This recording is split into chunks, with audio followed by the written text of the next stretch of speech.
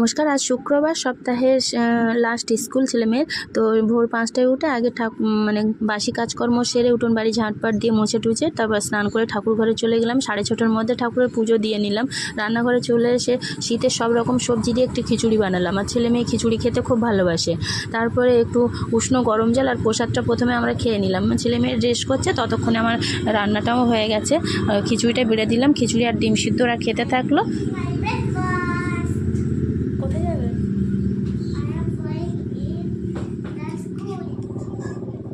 তারপর ওদের একটু টিফিন বানিয়ে দিলাম, ডিম টোস্ট করে দিলাম, টিফিনে নিয়ে গেল। ওদের স্কুলে মানে বাসে ছেড়ে দিলাম।